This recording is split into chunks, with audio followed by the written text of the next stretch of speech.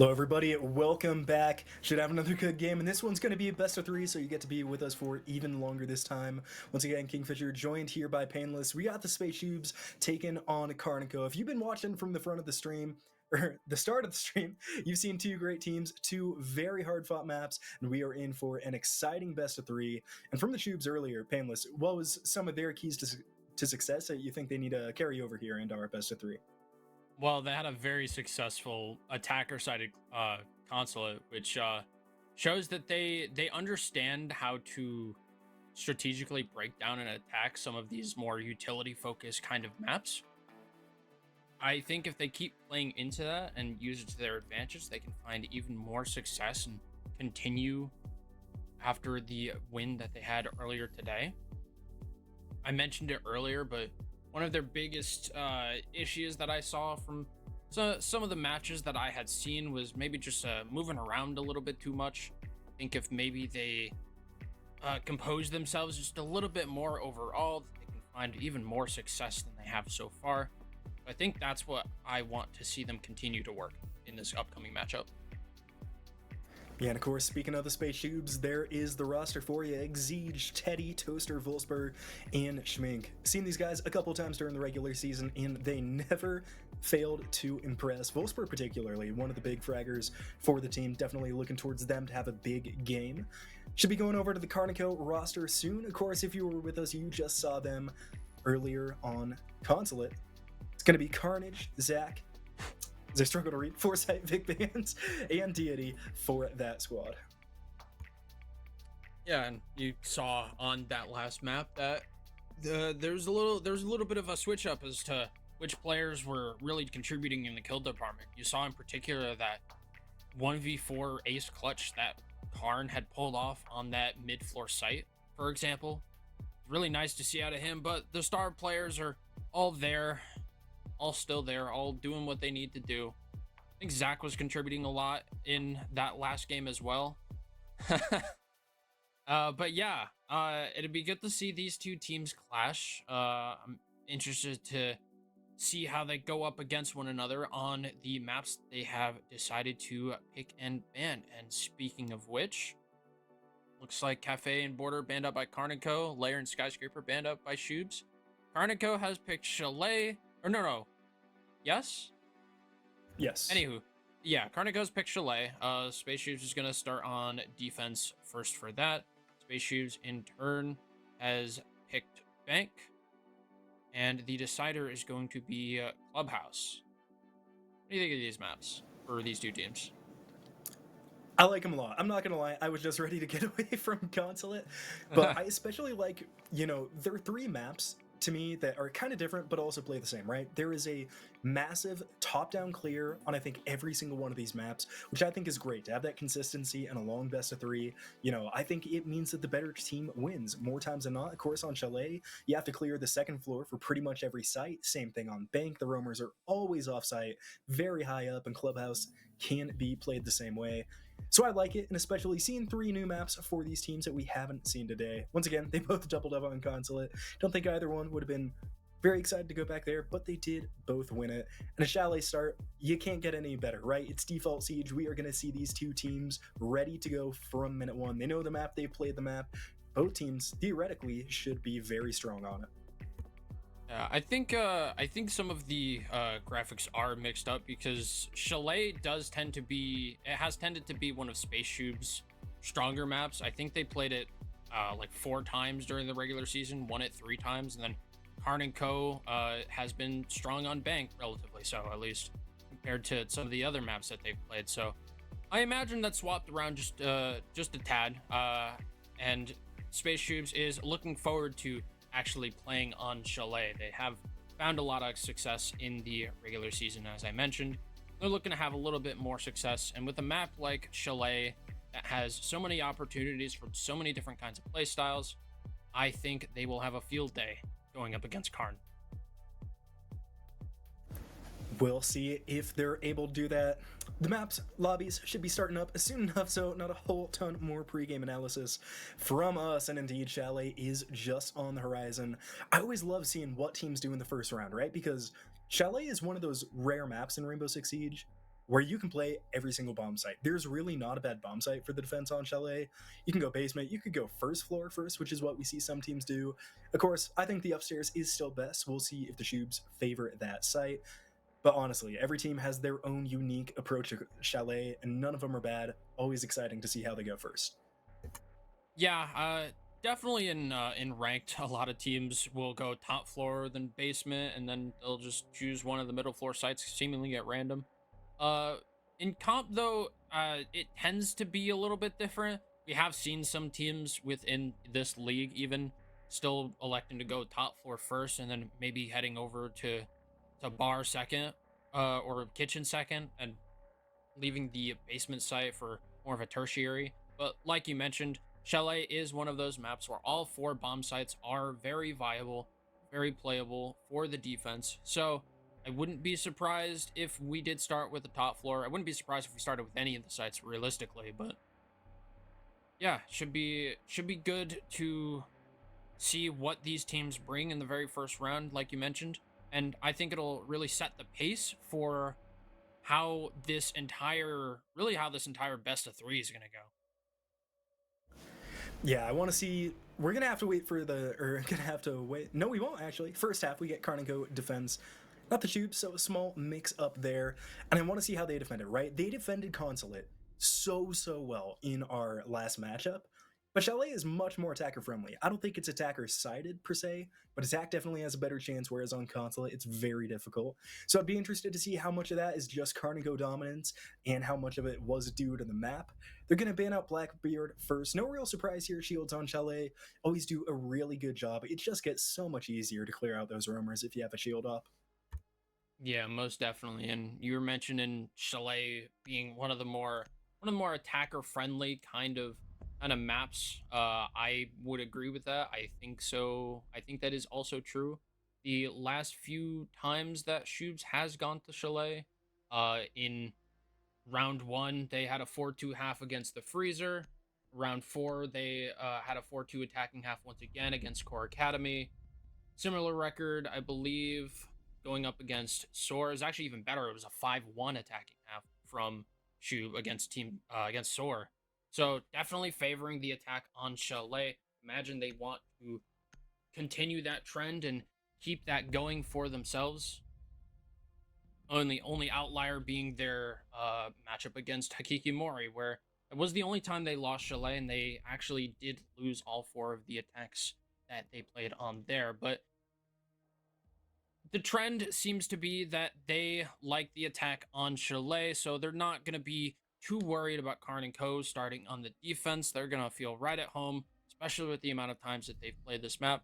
That said, because they've played this map so much, that opens the potential for KARN and Co. doing a little bit of VOD review, doing a little bit of prep to see what they like to do, see if there's any particular replays drones that SPACESHOOBS likes to do, see if there's any set plays that they like to try to go for that bring particular ops, and maybe try to counter it out a little bit from there. But it's all speculation until we actually see it, get it into motion, and we have gone to the first floor bomb site, Bar and Games, as our first defending bomb site.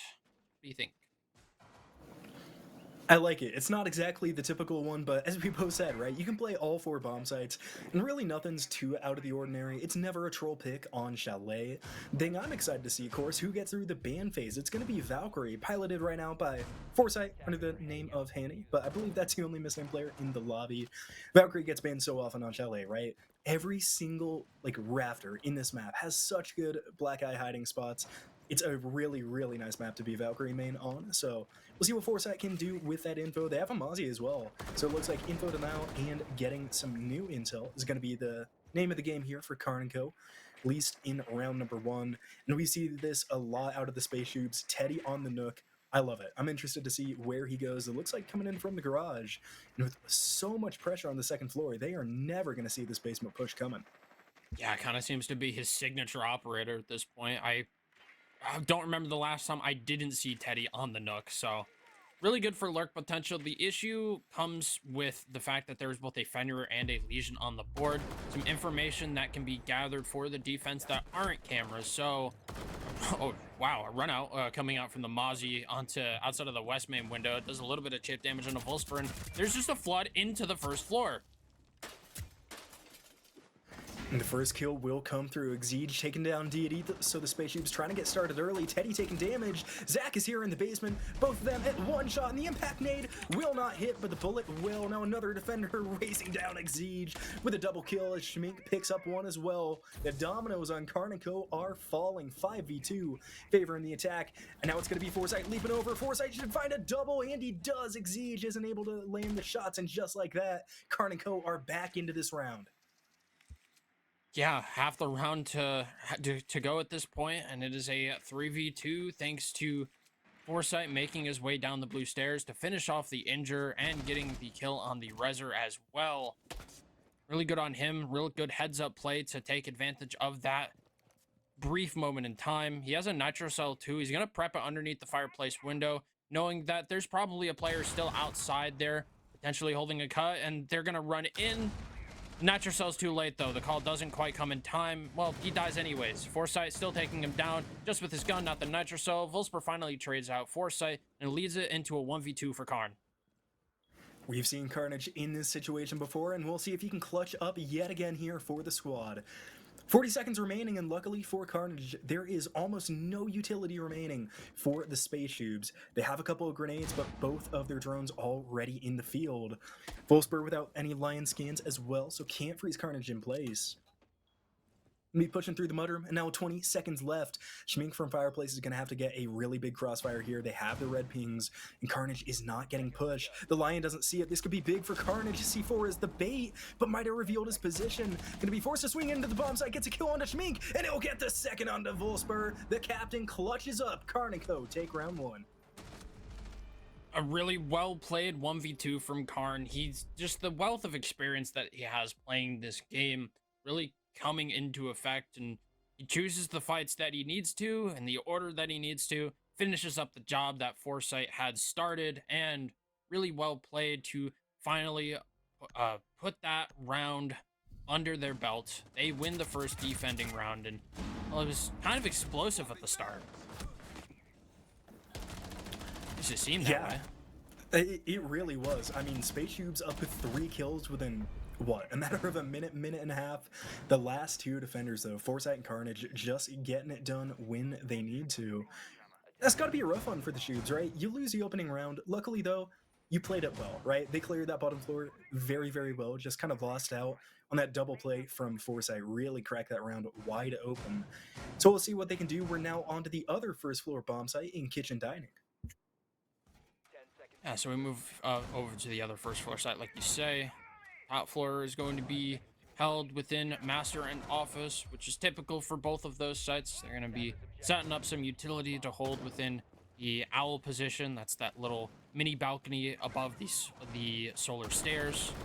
For those who don't know, they're going to be extending likely all the way up to the office half wall, if I were to guess. There's no tuber on the board to keep it closed, but I imagine that isn't going to matter much to them. Maybe they're not extending all the way on over to office. Regardless, they're going to try to hold the top floor for as long as they can.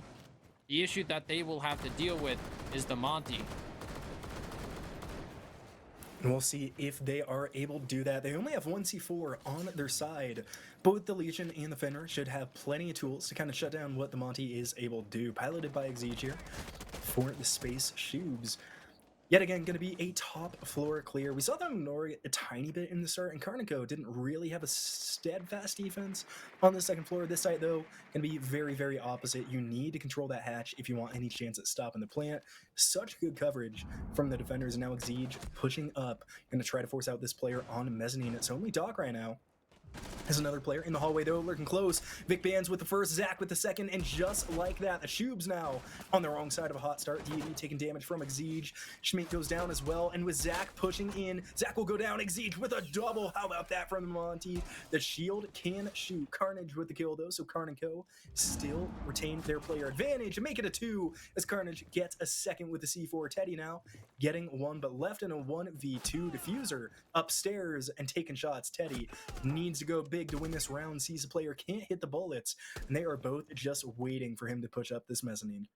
Yeah, 1v2, it seems like the entire lobby's just about dies within the span of 20 or so seconds. You saw the XGS take the space with the Monty, pushed his way up, and his teammates tried to play the cutoffs and crosses with him for the players trying to aggress towards him, but unfortunately they all end up going down, leaving him in a very precarious scenario. He does end up killing the last two, the players still kind of extending and fighting him, but at that point the damage has already been done. He ended up dying to a nitro cell just afterward. So yeah, Teddy now in this 1v2 needs to try to make his way to the site. The problem is that he's going to have to deal with the divert. He's going to try to sprint his way through, but he hits a goo mine in the process, gets seen by the bulletproof camera on the wall, and now they know where he is. He only has 40 seconds left to make something happen. He has one more Rotero drone to take out this bulletproof camera to make sure that they don't have constant information on where he is, but this vert is going to be an issue. He tucks himself into a spot where the vert doesn't quite see him. They don't have it quite opened up, but they have a pretty good idea of where they are. He is going to stick the diffuser. He gets it down, but he gets injured through the wall on the drop. The wild spray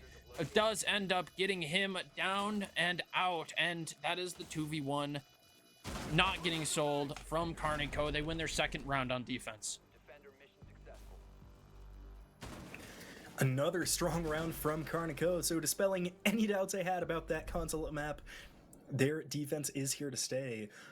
And good to see him get off to a hot round as well, you know, worried it could be a little bit of a comeback after that first round dominance by the SPACESHOOBS, but then could not hold it together the second time. They're going to go upstairs as well. I think this is pretty common, right? For the teams that prefer the first floor, it's because they don't like holding the basement. They like holding that second floor, and luckily for them, you don't need to hold the first floor at all here on this site. So given how well they've been on the top floor defenses, it's definitely easy to expect another winning round here for KARN & Co. SPACESHOOBS, though, on their third time attacking it, will need to change something. Question is, what can they change to get themselves on the board? So what SPACESHOOBS have been trying to do so far is they've kind of just been trying to brute force things. You saw the first round, they walked into the first floor with a number of players, got a number of different kills, but then end up kind of selling the 5v2. Once again, just kind of moving around too much. This is an issue that I mentioned before, where they just over-rotate sometimes and catch themselves in the crosshairs of their opponents. It ended up happening in that first round. And on top of that, when it doesn't work, they try to rely on floods and brute force, and that's kind of what ended up happening with the way that they played the Monty in the second round. They ended up getting themselves isolated, getting themselves just in a really bad spot, and they need to not overcomplicate stuff. They need to just slow down, reset, make sure that everyone has a good idea of what's going to happen. Don't resort to a flood if you don't need to. Get people in position to go for these executes, these little mini executes, and just stay composed from there. Speaking of executes, initial might come soon here. There's one trapped inside of Solar. It's going to be Zach. It's just lying down, prone behind the barrier. The attack knows exactly where they are. The drone? Did the drone just pass the Ella? Am I going crazy? They have to know Ella's there. Maybe? Yeah, they okay. know. The other drone sees it. Zach somehow gets out alive. They weren't ready for it on the rappel. And the Ella, lucky to have life. How is the Ella still alive? Yeah, Ella's just sprinting around through the top floor, sprinting past these angles quicker than can be reacted to by the Shoobs. Maybe just maybe some arthritis in the fingers. Maybe just not quick enough on the trigger. But half the round to go at this point. Everyone is still on the board, but as I say that, Toaster takes down DED. He was down on the first floor too. I'm not sure where DED ended up being to die first with the smoke, but regardless, that's a lot of area denial taken off. Foresight gets one back onto Exige, and that's the Habana taken off the board. No more hard breaching capabilities available as the Grim is taken out as well. Man advantage for KARN & Co, and it's looking like if they can keep this man advantage that they'll go up 3-0. and put SPACESHOOBS in a bad spot. Couple low health bars, though, could be keeping them from doing that. And Volspar's in on site. They should have seen it on the bulletproof cam. They'll know exactly where Volspar is, but the player in closet will die anyway. Fenrir in the bathroom with the double, though. Carnage continues to reign supreme here in the first match of our best of 3.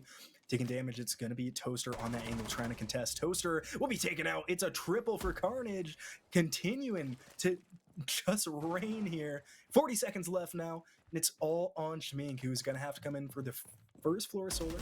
They have the diffuser, they have the angles, and now they have the audio cues as well. Only a matter of time before KARN and Co take their 3rd round. Yeah, there's not much this Capital can do. Yeah, not really much indeed. The best he can hope for is maybe getting lucky with some sprays up through the floor. He's just gonna kind of burn his last smoke grenade. He's gonna get hit by an echo drone, walk his way up the stairs, try to go for some kills. He actually gets KARN and tries to sprint all the way into bathroom, but the angle is too long, too wide to do what the hell it was doing to their entire team earlier in the round, and so he goes down for it. Not much he could really do in any case, even though it was a 1v2, but he tried. And we're actually going into a Shoobs timeout, and I think this is very needed. I would like to actually go into a listen in to see how they try to solve this.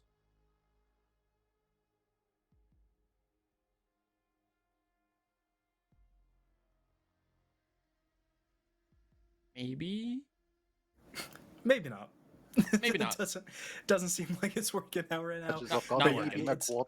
Oh, I mean, they're just walking into us and catching us off guard. It's nothing like that. If we're just expecting shit, like I could just walk in the bathroom because I for a millisecond I forgot Jake died. That you could just do that. It's not even like they're good. These guys fucking suck mechanically. It's like we just have to be gun up on something. We're getting shot in the side or the back, and it's just how we're losing. Yeah, you gotta make sure we're like doubled up to in those spots. It's as soon as we get by the I mean, bro, KARN is 7-2 right now. I'm sorry, like KARN's 7-2. Like who gives a fuck? As soon as we get by the mid round, that's when we start playing. We have to get fast into the mid round though, because right now we're slowing down. They're able to just fucking counter press us, get us one by one. That shouldn't be allowed. We need to get in the trades. We need to get time. It's over. There you go, KARN.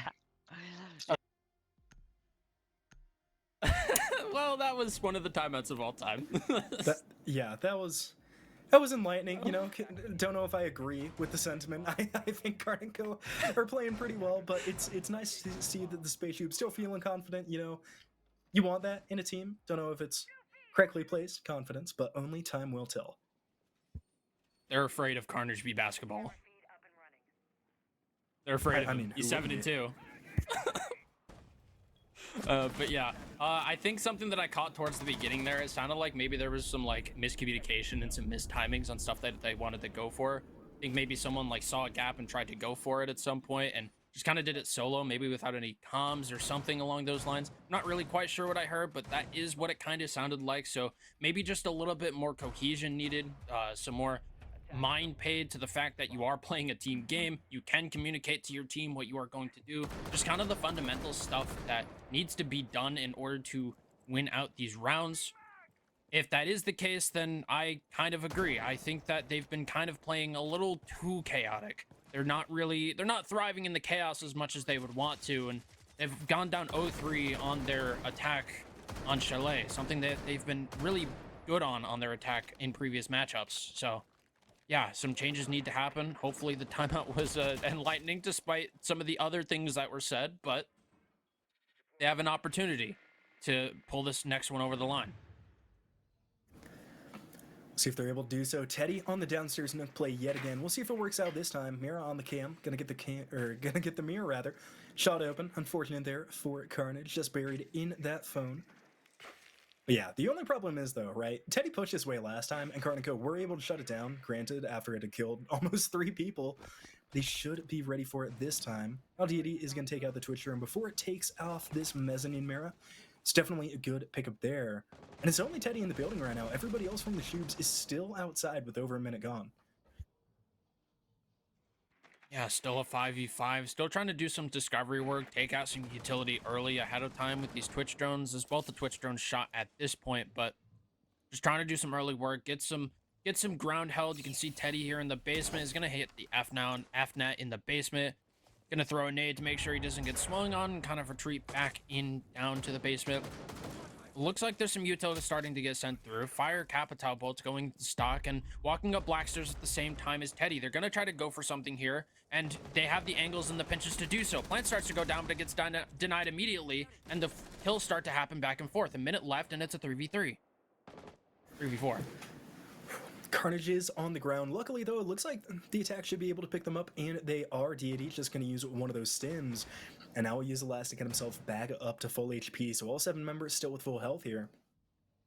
Teddy's pushed into the dining hallway, and because he's the Nook, you gotta think Karnico aren't aware of this. Should be able to catch somebody off guard if he just stays patient. Has to be careful, though, because Zach on these stairs could try to come up behind the Nook, gonna shoot at the drone, and the Nook will get the kill. Teddy shuts it down. 3v3 now, equal health, but the player pushing down the fireplace stairs is gonna be Vic Bands. I don't think Teddy sees it. If he pushes back out, he's dead, but instead he'll double it up onto Carnage. Vic will shut down Teddy, so gets that kill out into a 2v2 now. With just 20 seconds, Vic can drop down to the basement. We'll play from the bottom of fireplace, and Deity goes down. Volsper with the kill. They know exactly where Vic is, and they'll get it anyway. Schmink with the kill. Shoobs on the board, and we have ourselves a set. Yeah, really nicely played. I think they did play off of one another a little much better in that round. You could kind of see it in the way that they kind of 3-2-1 all went for the same thing. Teddy coming up the black stairs at the same time. They had coverage on the bar window. They had another play with the diffuser. I assume Exige hop in to start that plant. Granted, it did immediately go down, but there were trades. There was back and forth. They brought it down to the point where at that point they can just play trades. Granted, it did end up a 3v4. Karn did get picked back up, but they're able to isolate one of those picks and snowball it from there. And yeah, Vic Bands tries to walk up the stairs. They're kind of isolated from one another at that point, and it just ends up being a bunch of little miniature 1vx's that ends up happening. And it's a lot better out of Shoobs, right? Like, they were having an issue of cohesion and, like, playing off of one another within those first 3 rounds, if what I heard was correct. And that round they did a lot better, and it seems like it worked for them. They win the round after the timeout, and now they have the opportunity to extend that lead. Use the momentum from that round win. Use the timeout, the information kind of from the timeout to keep it snowballing and get this into maybe a 3-3 at best, 2-4 at worst sort of half. Let's see if that's able to happen here. Round number 5 underway. Karnico defending the different bottom side this time. They will go to kitchen and dining. Not going to reattempt bar gaming, but it still will be on the horizon for round number 6. Regardless of what happens this round, Schmink throwing out those ROUs early. Love seeing intense gameplay. We'll see if it's effective this time around. The bottom charges onto a wooden window, unfamiliar with that tech, and Foresight is going to be able to take him out. Exige wasting a couple pellets there. Oh, but gets a kill anyway, so it's worth it. Teddy goes down as well, though, so it is even. And now it's not even anymore because Deity jumps out and gets another. Deity and Zach put Karnico back in the lead. Yeah, Teddy goes down elsewhere in the map. Exige, I'm not really sure what the Habana pellets in the barricade. I'm sure he has some hidden tech that Mr. Jake Allen himself has thought up of, but it doesn't end up working. That's a funny name. I think he almost blew himself up, but the XQ starts to come through. These Sens walls mask their presence just a little bit, at least visually, but he kind of puts his face, the Capitao, into a hole in the wall, ends up going down for it. And now suddenly it's a 1v4 as Deity has taken them both out, and Schmink is still outside. He needs to try to make something happen here. He sees the vert, and it's not going to happen. He's not going to get the kill through the vert, and the attack is just kind of shut down. All that talk I was talking about snowballing, well, they went back to their roots. Darn, if you're a Shoobs fan, yeah, that's a rough round. They do pretty good after that timeout, getting things back, but then just look, I don't know what the right word is. Uncoordinated, unprepared, whatever it may be for that site. They're not going to retempt bar gaming, though. They're just going to continue their standard rotation here, going to master bedroom office. I thought the Shoobs honestly attacked it pretty well first time around. It was really just Carnage in the bathroom, shutting everything down. I mean, nobody was able to get past that. Fenrir was a really big thing that threw the wrench into the Shoobs' plan. We'll see if it does this time. Of course, now is on the Kaid instead. So we'll see just how much impact he can have without that MP7 in the hands. Yeah, they're gonna change up the strategy this time around. They have the K-Tube combo, along with the Mira and the Castle to reshape the sight for the top floor. Castle being pretty typical for that top floor, just because of how many angles that can get opened up from all the way outside throughout the top floor. So make it a little easier to persist. They're gonna have a little bit of an extension in through the first floor as well. Looks like there's gonna be a mirror window. Maybe there's gonna be head holes into fireplace, or maybe some long angles to be held, but they're gonna try to hold downstairs with the mirror window. The other one's gonna be upstairs on the jazz wall, holding towards solar. And I think the rest of the utility is mostly gonna be dedicated to keeping the wall closed and piano held, the office wall closed rather, and piano held down. So it's a really, really solid defensive strategy. Not surprised to see it considering the operators we have available. As far as SPACESHOOBS' attack, they've brought a Twitch, I assume, for the Kite Claws, and if they're able to sneak their drones in, Teddy can take those out, make it a little easier to get the wall open. Some lurk potential from Schmink as well, elsewhere in the map, and hard breaching capabilities with a little bit of brute force potential with the Monty. So, good lineup, I think, to make this happen. Cube around the wall, starts to delay, and they're starting to try to get these walls open. Looks like they could be pretty successful because Carnage is all the way in solar, can't redeploy the Electro Claw to the wall there. So we'll see if it's effective. Vic holding this angle onto the doorway. There is a player lurking close by. It's going to be Schmink on the Dokkaebi. No calls left, so can play the life fairly aggressively. Really not a ton of utility coming from the Doke anymore. Vic Band's on the window, trying to be careful. There is a player on rappel. Is he going to jump out and go for the kill? I don't think so. Sees the corner of the Twitch. Teddy is playing with fire here on this rappel, but not dying yet, and now the wall will get opened up. It's not a full breach, but it is enough. Smokes out. C4 will not find anything here from Carnage, and Vic opens up the scoring. Wolfsburn Exige claw back, though. It's a double kill from Vic onto the doorway, but Exige planting the diffuser inside a default. But they are all so low. Look at the health bars. None of them above 20. And now KARN & Co can just work in. One bullet will kill any, and the player on the piano goes down. There is Wolfsburg Exige. Now the last player remaining on the shield has to get the pistol kills, and we'll get two. They line up for Exige. It's only Frost. All he has to do is stand up and extend. But he's gonna put Frost on the back. What a round from Exige. The SPACESHOOBS somehow make it happen. Jake Allen on the shield on the Monty lines up those two headshots with the pistol into piano, then just needs to isolate the Frost, knocks them over and takes them down. Really dicey towards the end there, but they did what needed to be done. They got the wall open, they got the diffuser down despite all being on a sliver's worth of HP. And while it seemed like it was going to be dire as Exige was put into that 1v3, just an unfortunate, really unfortunate line up from KARN & Co. KARN and Foresight both line up, lands the headshot on both of them, Exige does, and at that point, he just needs to play the 1v1 against the last player. That was really dicey. They did what they needed to, but they lost the gunfights. Exige manages to pull them back out of dire straits, and they managed to get the 2-4 half, but it's been really dicey so far. So I want to see them be a little more cohesive, I guess, is the word I want to use here. Because it feels like they're trying to be chaotic, and they're not thriving in the chaos. That's what it feels like to me, at least. Very much so. KARN & Co take their defensive half 4-2. Almost 5-1, but a miraculous play from the Shoobs. Keep it at 2-4. So we'll see what they can do now on the attack. And of course, if we remember back to the last Consulate game, they took 5 of their defensive rounds, kind of struggled on the attack. They used some odd tactics, some odd timing, and didn't work out for them most of the time. We'll see if they have it patched up here for Chalet. With Deity on this Abana, at the very least, can dispatch of those castle barricades very, very easily. And there is a lot of time wasting, right, on the side of the Shoobs. They have a Mute, they have a Legion. They are going to make this very difficult to push for KARN & Co. Yeah, definitely a lot of information in the form of both the cams and the Legion mines. That's another form of information, since it does give that little bit of an audio cue. So be a good counter against the Monty if they're set up in the right spot as well. That said, KARN & Co have brought the operators that they need to make their lives just a little bit easier. They've brought the IQ for the Valkyrie cameras. They have brought the nades and the Habana for the castle barricades as well.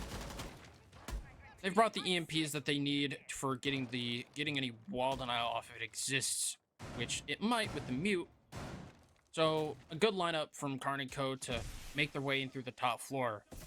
Capitao smoking off the wall to make it so that the pellets and the Selma charges can't be shot off from Piano. A really nice set play to get that wall open, and it forces Toaster back into the line of sight of the Piano window player. He ends up going down to it. Wolfsburg dies as well, and now with a minute 15, it's a 5v3. At this point, KARN & Co just need to kind of reset a little bit and start making their way through. 1 minute left to play here for KARN & Co with a 2-man advantage. You're going to push Schmink out of the bathroom here. But now that's going to leave Teddy without a lot of support. I don't think they see the Valkyrie. Valkyrie going to range out and get 1 kill. There goes Deity looking for the confirm, and they will get it. Carnage unable to get around that corner with the pistol quick enough. Grim lurking up on the desk, though. Doesn't see the Valkyrie. Now they do, and Teddy falls right before possibly claiming the life of Foresight. Vic will fall to XGS in the meantime. Left in a 3v2. KARN & Co have a shield up, but they only have 30 seconds. It is not a lot of time, and now they don't have much breaching either. They're going to rely on Zach here to flame off these defenders. Schmink playing under Trophy is going to have to be one of the biggest members of the defense as one ranges down the hallway. It's going to be Foresight who will come into contact with Exige here momentarily. Does he see Exige is the question. He's being careful, but there's 15. He has no time, and he's gonna die. That goes down, and that is a diffuser as well. KARN & Co now are gonna have to scramble. They get the first go onto the castle, but there's no time. All Exige has to do is hide. KARN & Co will not get to the bomb in time, and the SPACESHOOBS take another round. A really dicey round towards the end there. Exige just isolating the 1v1 against Foresight, walking in through the 90 hall. 45 hall, I guess you could say. Really unfortunate they ended up getting split towards the end of that round for KARN & Co. They had the pieces that they needed, but because they were isolated from one another, Exige is able to take down the player with the diffuser and is able to just waste down the clock after that. The top floor also really just chaotic moments happening throughout that round. Starting with Toaster and Wolfsburg going down super early, getting pushed out of their positions and into the crossfires and cuts of KARN & Co.'s attack. Monty being used to great effect to push those players out, make it super uncomfortable, super impossible even to retake in through that top floor. They got a couple more kills off of that. They eventually pushed down the solar stairs, but maybe just a bit of a miscommunication on where the rest of the attack needed to go. If all three of them were doubled up there, I think that round goes in favor of KARN & Co. But with only 20 seconds left, even if the call was made at that point, there wasn't enough time. So I think just a little bit more communication for what the team wants to go for will net them a little bit more success than they found in that round. Swampy coming through, doesn't work out. Foresight takes down Teddy. Teddy just getting a little too confident on that spawn peak. Goes down, puts his team into an early man deficit. Thankfully, out of any of the operators that you would be okay with losing, not that you would want to lose a player in the first place, it's probably the Goyo. His utility's already set down. The rest of his team can use it. It's not that big of a deal. No, it's not. It sucks to lose Teddy as well, but as you said, right, the Goyo is the only operator that doesn't still have some utility to use on that SPACESHOOBS roster. Did waste a little time, don't know if it's due to the spawn peak or just KARN & Co being cautious. They do have a couple players on the top floor, but the problem is, bomb is in the basement, so they have a lot of map to clear. They only have one on the first floor right now. It's going to be Foresight. Has to be really careful, though, because Wolfsburg is lurking close. Have one player outside of the doorway. They're going to swing. Wolfsburg needs his kill, and he'll get it. What a pre-fire as Deity falls, and we are back into even man count. KARN & Co lose a big member, too. That's a Capitao. That is all of your plant help. And now, look, Wolfsburg is in the basement hallway. Does Foresight know where he is? I don't think they have a drone down, but Carnage is here to help. They seem to have an idea that someone might be there. They know that they haven't cleared it out yet, so they're still looking that way. But they don't look there at the right time. They decide that maybe there isn't anybody there, and at the right moment, Wolfsburg pounces, gets a kill, and now we're at a 3v3. Hard breaching capabilities still possible, but the Thatcher is down, so if Kaid is still on the board with his claws, then Any walls that he has those claws on will stay closed. I don't know if it's already been taken care of, but the red wall is not electrified. So that's going to get opened up. It's going to get tuber out canistered, and that's going to stall it. A stun grenade goes awry, and 2 players are blinded. Schmink gets a nitrocell onto Zach. Now he's isolated. KARN is on the Monty inside of the site. The other player, Foresight, stuck in Red Hall, trying to help the Monty just to survive just a little bit longer. KARN does have the case, and he wants to think about trying to get this down, but there's going to be so much pressure. KARN swings around the corner, does find Schmink, and now it's a 2v2, but the time is running low. There's 25 seconds left. Toaster kills KARN, and Toaster kills Foresight as well, bringing that 2v2 into favor of the defense. Really close round out of KARN and co, but SPACESHOOBS do pull that one through in the end. Toaster coming up big there on the side after a nice kill from Carnage to open things. Just had to keep moving and weren't able to get it done. The SPACESHOOBS have now evened us up 4 rounds apiece. And being on defense, they now have a little bit of an advantage going into the last third of our game here. Going upstairs now, so they are going to completely avoid bar gaming on the middle floor site. Some teams just don't like to play it, and that was the kill. That was a play, honestly, that helped the Shoobs full spur with 2 there. Not getting droned out either was wild that he survived in that basement hallway, and without the diffuser, they just had to do too much there. KARN and co put up a nice round, but not enough. So now if the SPACESHOOBS win this, it will be leading for the first time during this map, and you gotta think that would be an excellent feeling for these players.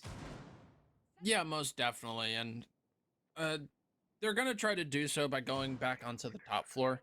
Gonna go for a very similar kind of setup that I think KARN and co did. They're gonna bring the castle and the mirror to kind of extend their way in through these other floors and other areas of the map. You can see the long angles being set up all the way towards library.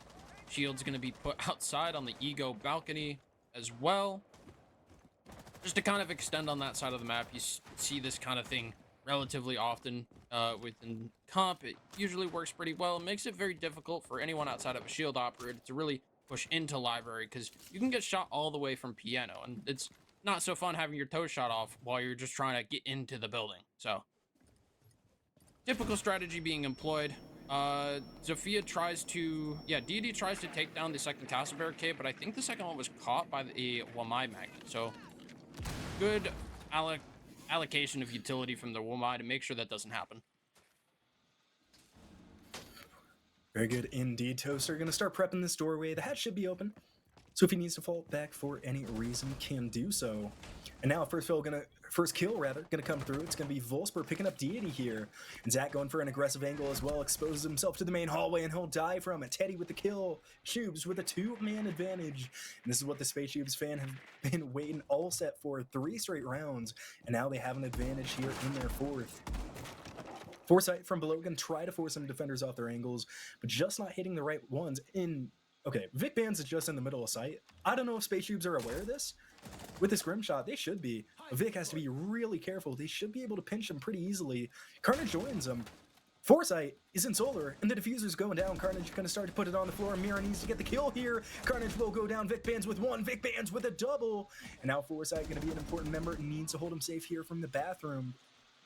They have Exceed just lying in the tub, and look at the angle, they know where he is. Triple for Vic. Are we gonna see another ace out of Vic Bands? One player playing by the piano room. They are both there. Foresight can put this diffuser down, just has to pick it up, and he'll do so. Flashes his own teammate though. Vic gonna be able to reload, still holding inside a master bedroom. The diffuser is stopped and Vic goes down. Now there is nobody to protect Foresight. They get too antsy and they may have lost this round by being a little bit too proactive, and they hear him shotgun close from Schmink. Foresight needs to find this kill, but he's gonna push right into the buckshot. Gets 1 bullet off. It won't be enough though. Foresight is in a tough position here as the SPACESHOOBS can just sit and wait. 30 seconds left, and yeah, Schmink swings around with the super shorty, gets the final kill onto Foresight, and yeah, if you're a SPACESHOOBS fan, you like to see that. They win 4 straight rounds in a row and bring it from a 4-1 to a 5-4. So, good for them. We go into a KARN and co timeout. They don't want this to slip away any further, so I'm curious to see what they're all saying, so let's go to a listen in. He wasn't there. Like, I droned that shit. There was nobody there, like nobody playing piano.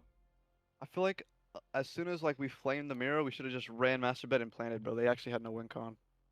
That's just Actually, the win con was bathroom, but it's unlucky call in the what's it called? no one mind. Yeah. Top guy, yeah. Like the one. I think even though honestly, if you have that gap, no you can call it for us, and we can cross bed. In hindsight, but where are they going now? They got to go bar. They gotta go dining. They're gonna go dining or bar. Yeah, either one. Take a pick. Oh, we can just work the library over again. Like that worked fine, I think. Yeah, I think it worked pretty good. If they go bar, do we want to nade? Depends. If they do bar, yeah, we could do the nade. Yes.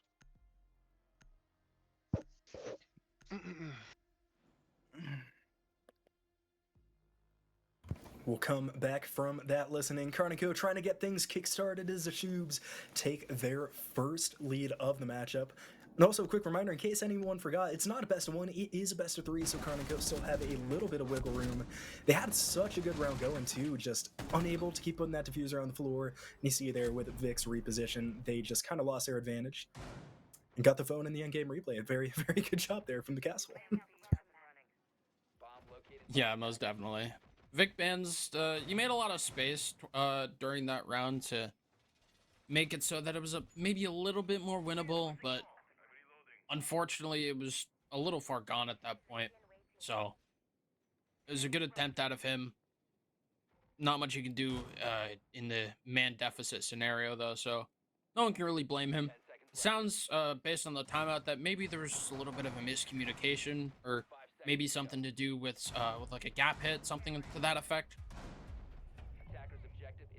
I think they want to try and they want to try to work on their communication a little bit. It sounds like calling for other people to hit a gap that somebody else spots and maybe not going for it themselves. It sounded like maybe there was a bit of an unlucky call as well. Maybe someone was not somewhere that was being droned, and then the moment they got off the drone, then they suddenly turn the corner and they're there, that sort of thing. I'm sure that happens to everybody. It's classic Siege timing, but it does happen to the best of us sometimes. So they're gonna try to mitigate that the best that they can, move into this next round, see if they can pull this next round back and even it out once again, and not let SPACESHOOBS get to match point.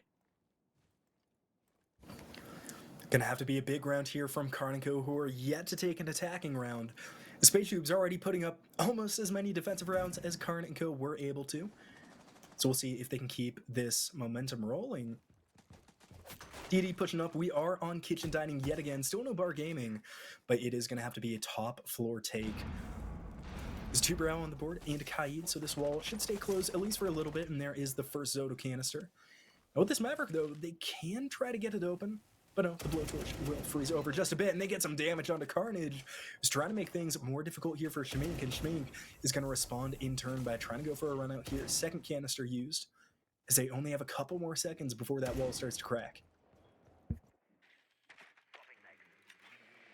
Yeah, the Maverick torch on the bottom of that wall, just putting a lot of pressure onto Shmink, and Teddy from the basement has Nitro Cell Deity and has typed in the chat. Classic Teddy. All right, so 5v4, SPACESHOOBS has the man advantage now. Minute 15 left in the round, and Volsper doubles down on that first kill and takes down Zach in addition to that. The office wall does end up getting opened up eventually, I think, unless I was mistaken. But yeah, that's two attackers from KARN already taken down. Not a good start here when you are facing the wrong side of the match point. SPACESHOOBS just need to hold out for 45 more seconds in order to get there. Of course, I'm now going to move into the piano room. There's nobody left in the office, but there is one just ratting behind the bed. It's going to be Shmink here, who's still holding on to that AR. Really big DMR from this distance. If they don't drone him, it will be another death here for KARN. SPACESHOOBS still holding strong on the top floor, and now Vic is in trouble to a couple different angles here on the first, and just as we say it, Shmink with the double upstairs. They didn't drone him, and there goes a tuber out.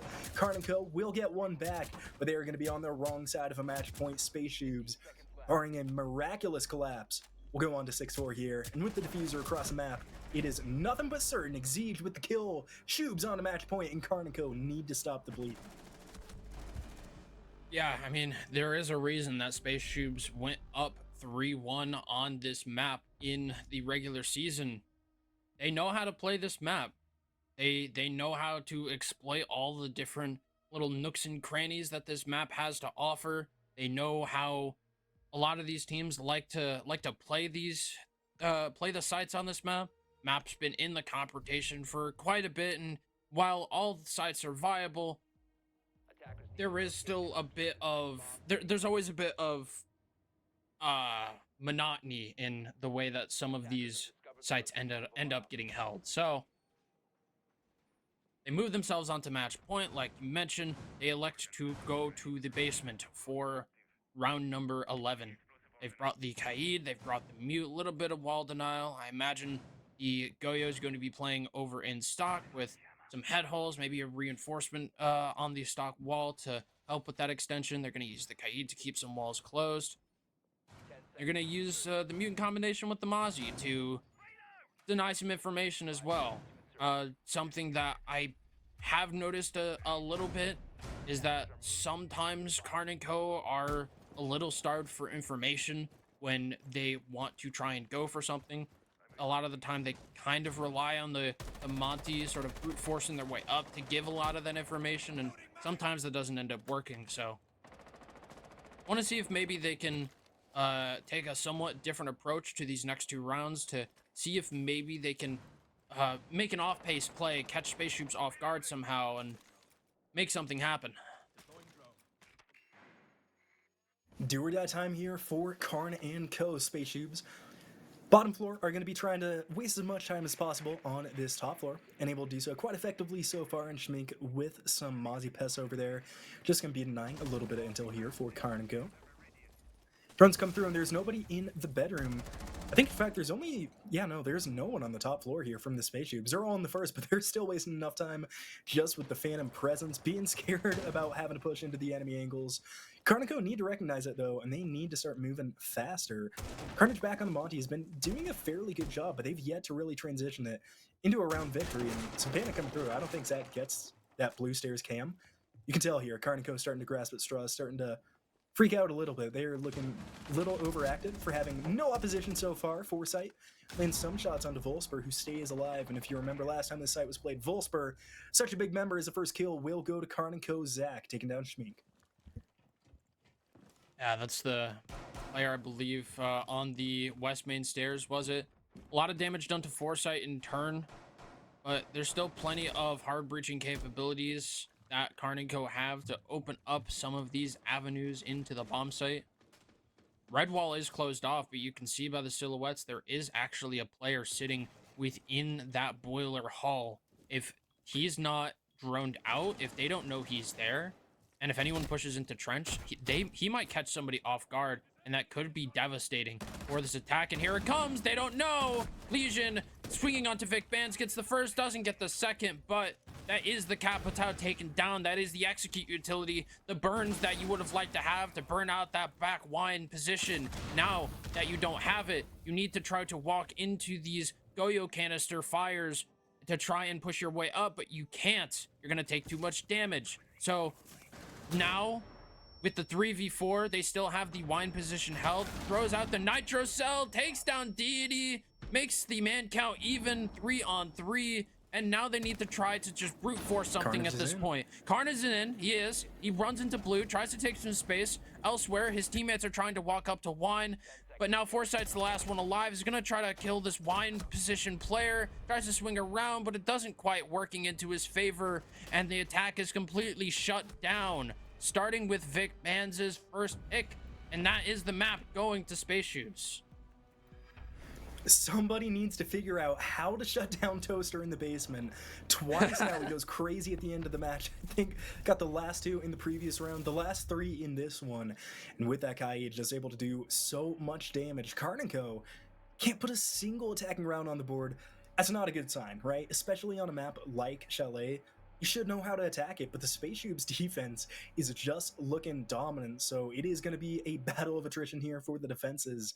KARN and Co. put up 4, the SPACESHOOBS put up 5, and the Shoobs will walk away from map 1 with a winner, but we're going into bank, right?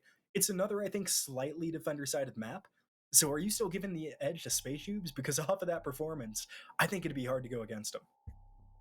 When I'm thinking about it, I think the main issue that KARN and Co. has been having is that they're too slow. They're taking up too much time to actually like push their way into the map, move their way down the floors that they need to when it's a lower floor, and it's costing them, and they're not able to make the decisions that they want because they're strapped for time. Eventually someone tries to go for something, it all kind of snowballs from there, and it's not working the way that they want to. So I think they need to speed things up. Bank is the kind of map where you can kind of clear things a little bit more quickly. There's a lot of entrances into the top floor of the map. You think of the CEO windows, you think of top square stock, everything like that. They have the ability to cut things off relatively easily from outside if they need to. So I think if they're able to utilize that, then they can get into the map a little bit quicker on attack, take some more rounds off of SPACESHOOBS, and find a little bit more success. We'll see if they're able to do that. Bank will be next up on the horizon, so they're going to have to find some way to get themselves back into gear. We could be looking at a very quick 2-0 and the SPACESHOOBS advancing to the playoffs. Well, that being said, we are going to throw it to a very short break. We'll be right back on the other side with Bank between the SPACESHOOBS and KARN & Co.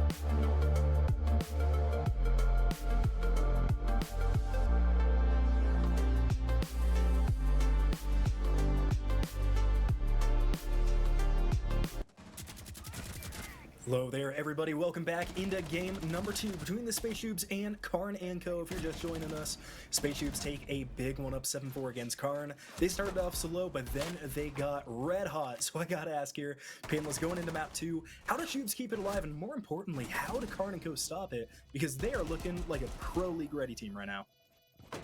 I think they just need to play to their strengths at this point. I mean, SPACESHOOBS, they've been playing well enough to get a lot of these rounds over the line. They're catching KARN & Co off guard in a lot of these cases. And while one of their biggest issues is sometimes they over-rotate a little bit, it almost plays into their favor sometimes when going up against KARN & Co. Because like I mentioned before, KARN & Co ends up just taking a little bit too much time, which gives more opportunities for them to get caught off guard.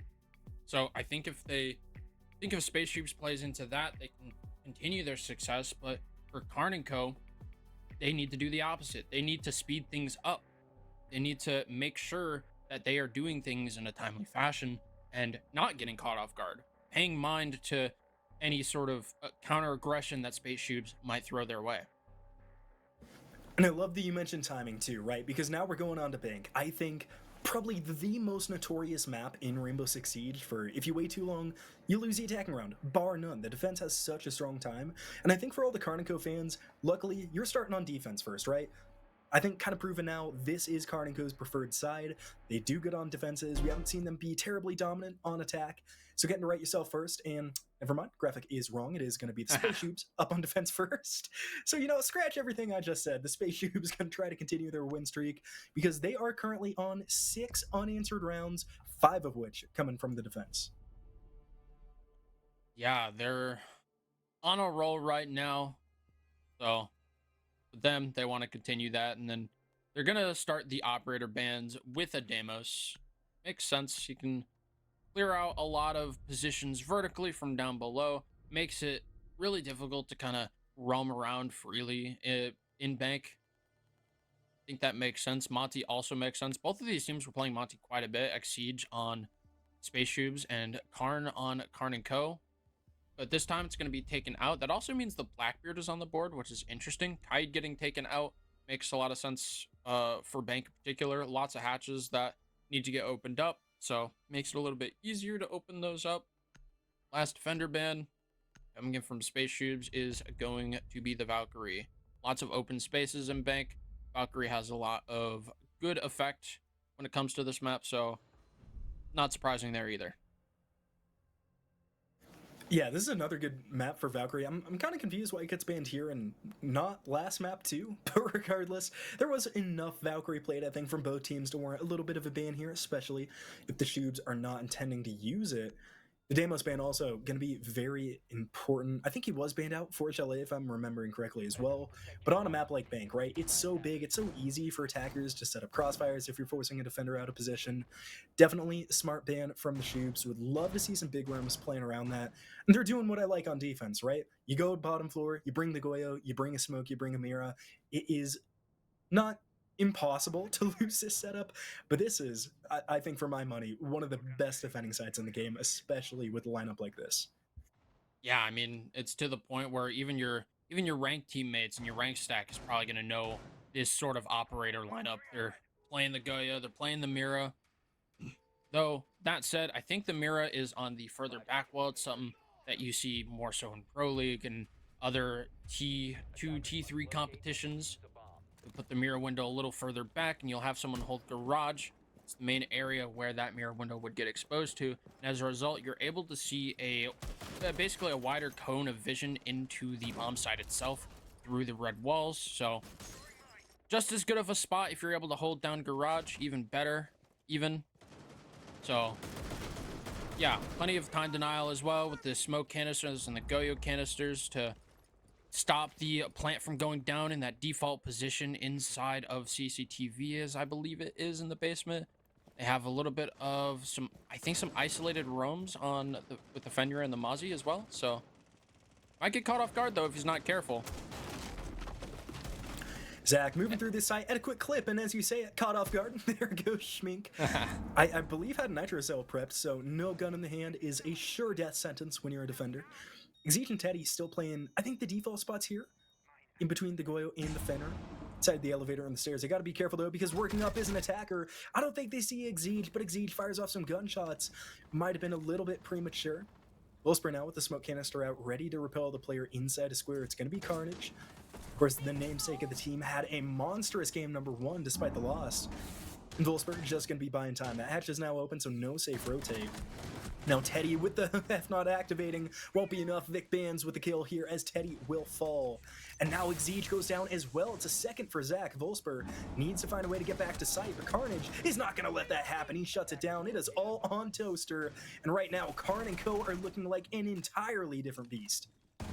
Yeah, 1v5 as a hatch drop comes through. The injury doesn't even quite happen. He turns to kill somebody else instead, and that's just the end of the round right there. Toaster not able to really do much in the 1v5 as you would kind of expect. And yeah, a lot of players just kind of caught off guard, not winning gunfights that they may be expected to win either. And yeah, Karn takes advantage of that. Rolls through the top floor, rolls through the middle floor, and eventually gets open what they need to. Just kind of floods the site from there. It's a 5v2. Yeah, that was a great opening run for Karn. And it's like the type of playmaking confidence, whatever you want to call it, that we needed to see back on Chalet for them to get it started. They finally do, though, so they take 1 attacking round. They'll stop the winless streak at 6 rounds.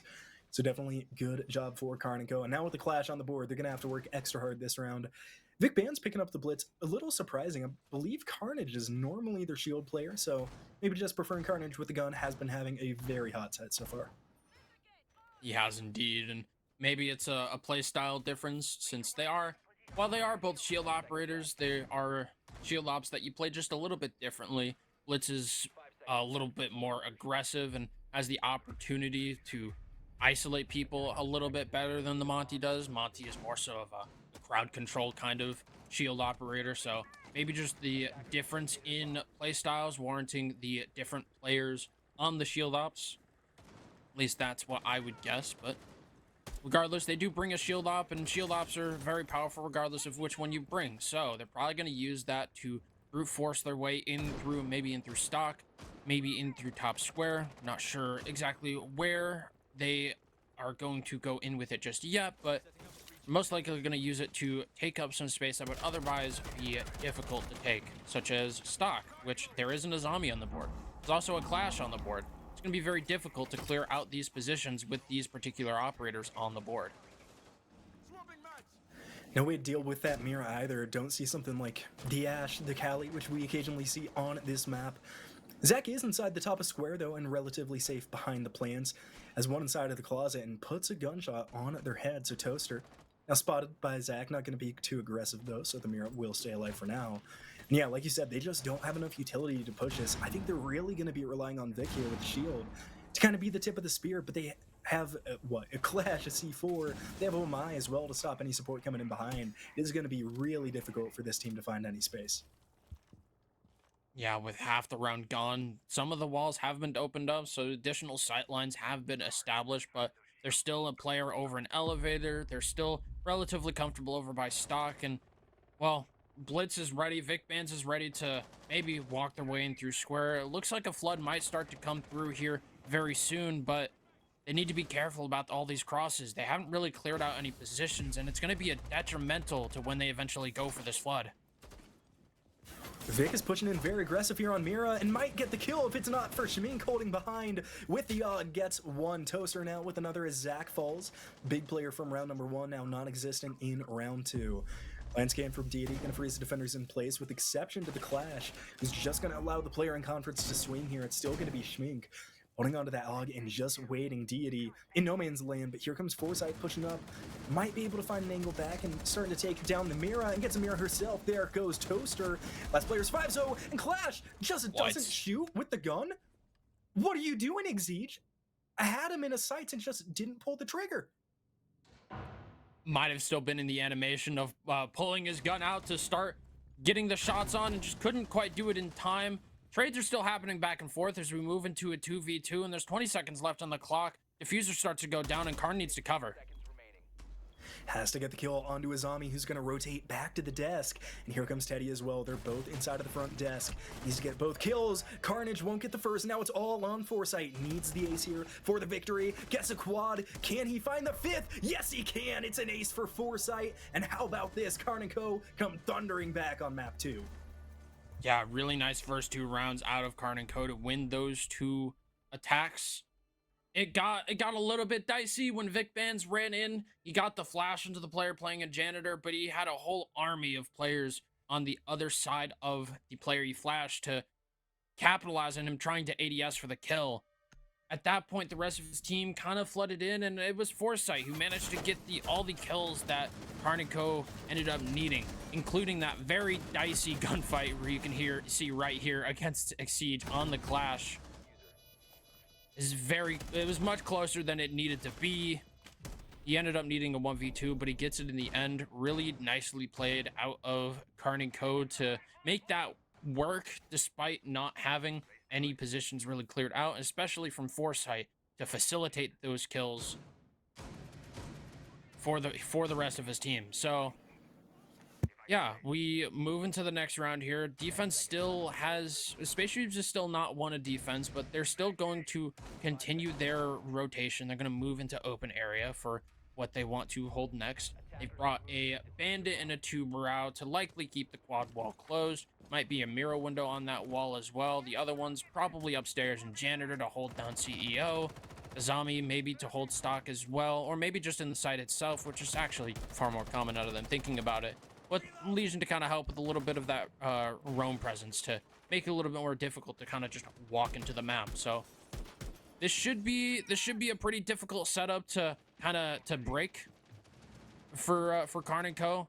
They do have the utility to kind of brute force it. They have the Ying, they have the RAM to open up some vert into Television Archives if they need to as well. They have hard breaching capabilities that they need, extra soft breaching with the Buck as well, and the Twitch to deal with the mirror windows if they can sneak the drones in. 2 minutes left though, and they're contending with the Azami top marble. 1 minute gone by in this round. DD make a nice entry into the second floor stock and is going to force a player out of Janitor very early on. So Zach, the gunshot through the wall, not going to find anything because XGS has dropped down. It's very early forfeiture. KARN and Co. now going to have plenty of time to deal with this upstairs, get some of the vert angles working, because of course we are on that first floor and no basement in play still for the SPACESHOOBS after losing it in round number 1. They're going to have a tough time dealing with this attacking onslaught. Half the round still to go, and KARN and Co. controlling basically the entire map. Yeah, half the round done at this point, and no deaths have come through. A tiny bit of damage has come onto Foresight, but hasn't really been much of anything realistically. A lot of players kind of rotating around the map to make sure that they're in a position to play off of one another properly. You can see Teddy moving into the bottom of the marble stairs. Should be in a prime position if any players come down those marble stairs from the top floor. Lots of spread out positions from KARN and Co. to make this execute happen, and here we go. It starts to come through. Buck gets stuck on the wall, but I think there's going to be more coming in after that. Maybe not, but tries to move into admin, gets the mirror window. Kills happen back and forth. Volsper and Vic Bands get one apiece. They're trying to make space into the site. Schmink takes down Deity, and now it's a 3v3. And now KARN and Co. just with 30 seconds left are going to have to get aggressive. They're stacking up here. This could be a big C4. Will we see anybody land the shot onto the explosive? Still have Carnage sitting on this hatch and still with one candela in pocket. Here come the stuns. Toaster still just waiting on the C4, waiting for the plant. It belongs to Carnage, so it's under the vault. Carnage now onto the first floor, and it'll get killed before they can blow it up. We're down to 2v2 as Volsper gets one, and now Volsper will be traded out. Carnage with the kill again, make it a 1v1. It is all on Carnage and Schmink. Locked in battle here. Carnage needs to get the kill, and he won't. It's a pistol from Schmink. It's a round for the Shoobs, and now they are on the board for the first time here on Bank. Yeah, really kind of dicey round there. It almost seemed like it almost seemed like the push got stopped when the Buck got stuck on the rotate into admin. Rest of his team kind of flooded around. There was a couple players moving in through marble. I think took down Teddy and eventually made their way towards the site. And elsewhere, there was I don't know where the rest of the players kind of flooded in from. Maybe they dropped the stock hatch. I'm not really sure, but they ended up kind of stumbling a little bit, and she was just kind of able to take advantage of that and shut down the push from there. So yeah, nice work out of them to win the open area site. They moved back down to the basement now that the site rotation has happened. They did lose a couple of those rounds, but like I mentioned, they elected instead to just keep the rotation going, making it so they're not repeating any bomb sites. And I love this mirror window. So this mirror window, for those who don't know, it prevents that mirror window prevents you from opening up that wall with a thermite or a hard breach charge, as it actually prevents you from placing it on there due to geometry collision and whatnot. The only way you can actually open that up is with the Habana. So they'll have to make sure that they don't use too much hard breaching on the hatches themselves, and make sure they save some for actually opening up that default server plant. So they're not careful and they waste too many Habana pellets on the hatches themselves, they might not have enough to get into that default plant spot. So need to be mindful of your utility. They have a Sens and a Ying as well. Deity's taken down Volsper, who I think was roaming in the mid floor by himself. Not by himself, but he is taken down. That is the Vigil taken off the board. And XGS almost goes down as well. It's lots of collapsing happening around the map at the moment. XGS very lucky to be alive. SPACESHOOBS almost on the wrong side of a 3v5, but they still have 4 life for the moment. Zach upstairs needs to be careful as well, because Shmink is playing below, and Shmink now is on a heater, drops down to 1 shot, and will drop down to the basement as well. Nice shots there from the Buck, making the C8 work for him. XGS has to be really careful because the vert is open, and XGS wisely going to fall off and save the life.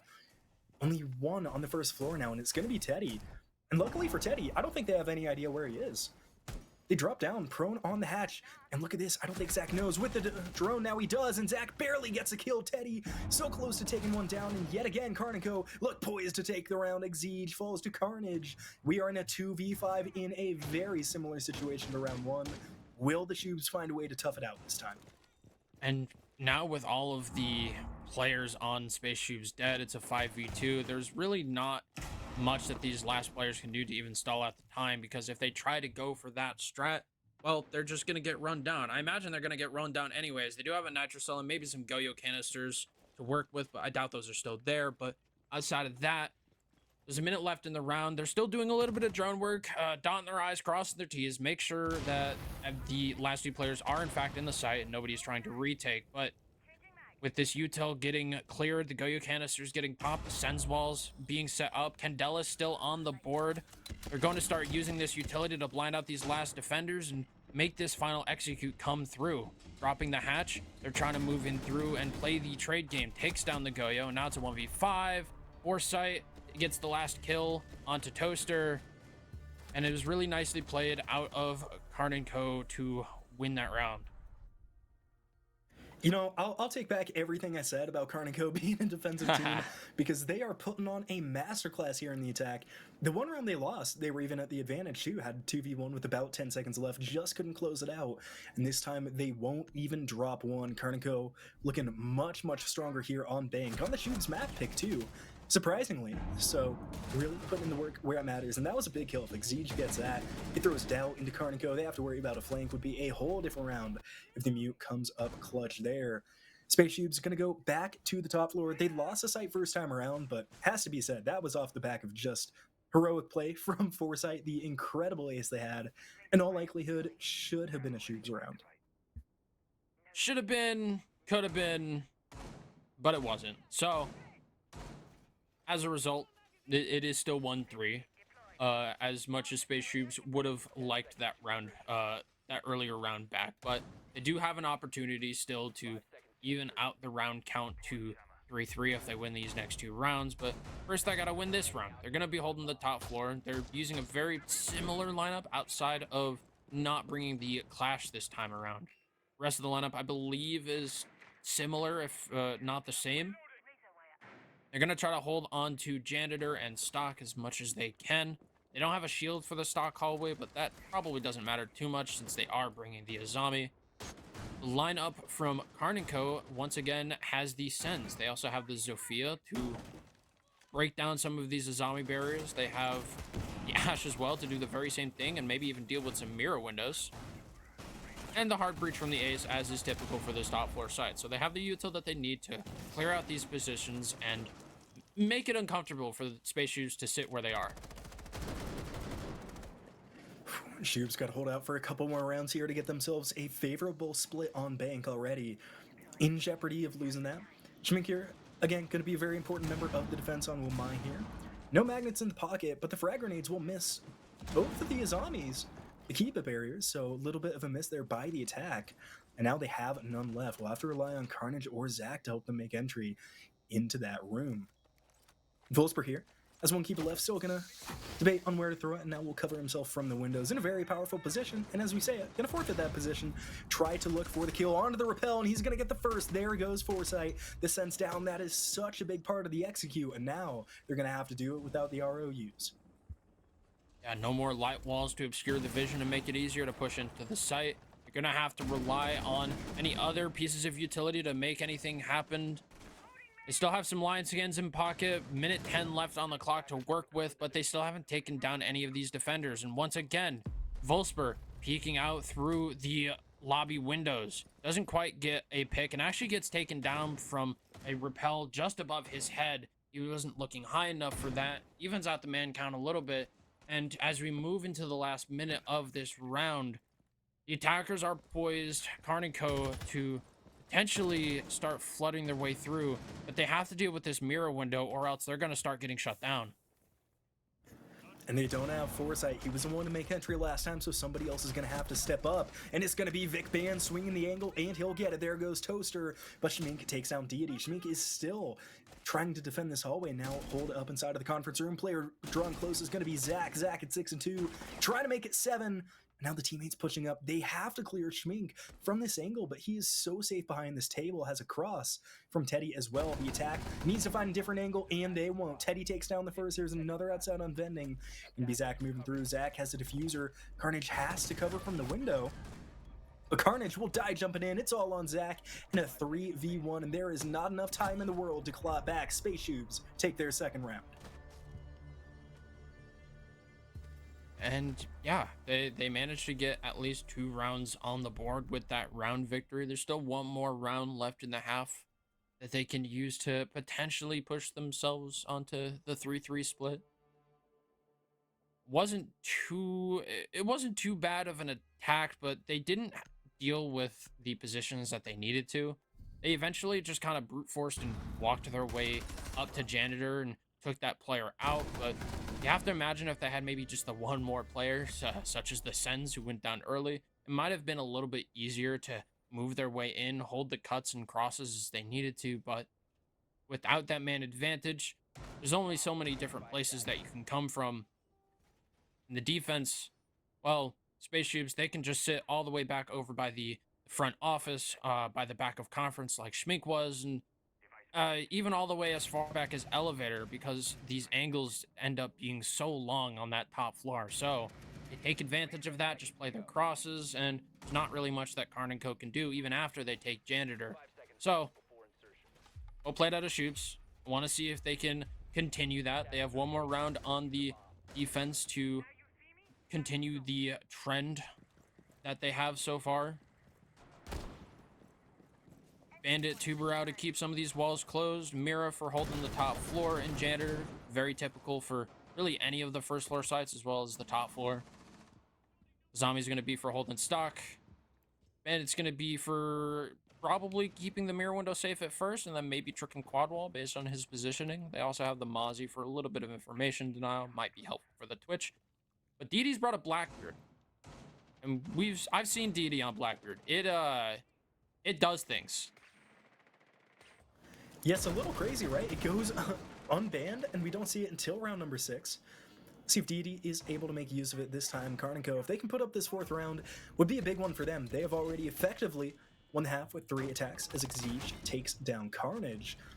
But now you don't want any momentum going to the Shoobs, and it keeps on going. Teddy takes down Vic Bands. They still have a shield, and now they still have Foresight barely as XGS misses the last couple of shots. And you were talking about the Blackbeard, and it will find a kill. Deity taking down the refrag onto Teddy, and as we say it, Deity will fall as well. It's a double for XGS.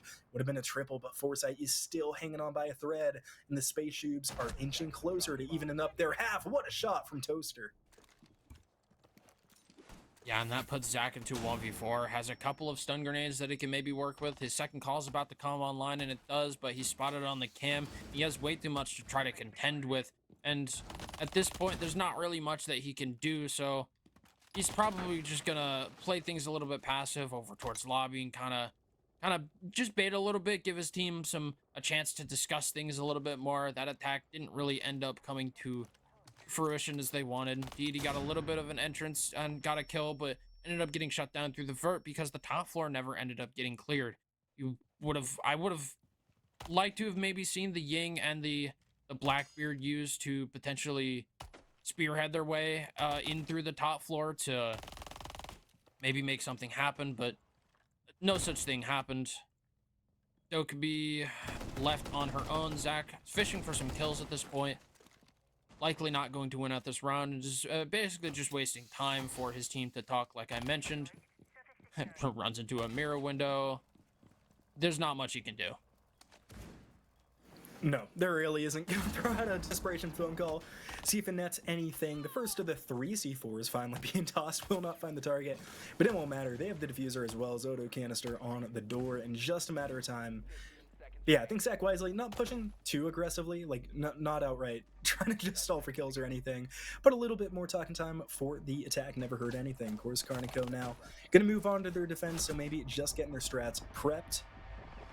Won't let the last kill go through though, so saves Katie at the very end. Gotta pad the No stats. satisfaction for the Shoobs. Yeah, gotta pad the stats a little bit, you know? Very important. Really is. If you didn't pad stats, then they would just be normal, and everybody likes a little bit of inflated numbers every now and then. Yeah, of course. But yeah, we move into the side swap. SPACESHOOBS does get the 3-3 half as they so wanted after they went down 1-3, so they're probably not too upset about that, but if they want to close this out in 2, they're gonna have to do a little bit better than 3-3 on the half, unless they want to win it out in overtime. So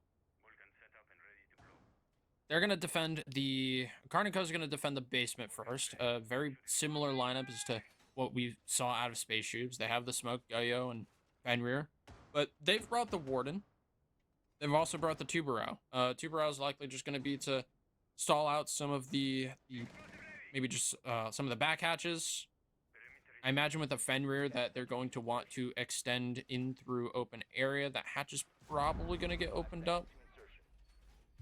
They're going to try to play that extension a little bit. KARN probably going to be playing the blue stairs. And in fact, the elevator hatch is getting opened as well. So they're dedicating a decent amount to this extension.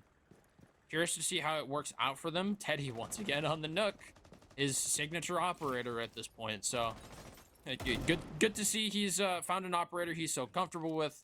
Curious to see if it ends up working in this round, but the rest of the lineup, there's the Buck, there is the Grim, and there's the Habana. Plenty of hard breach, plenty of execute util, plenty of operators to lay the groundwork for the rest of the round. So hopefully the Twitch, for her sake, is able to take down some of these Goyo canisters in the site, but already within 40 seconds of the round, just sprinting into the building, no fear, has the information they need, and well, that's all they need.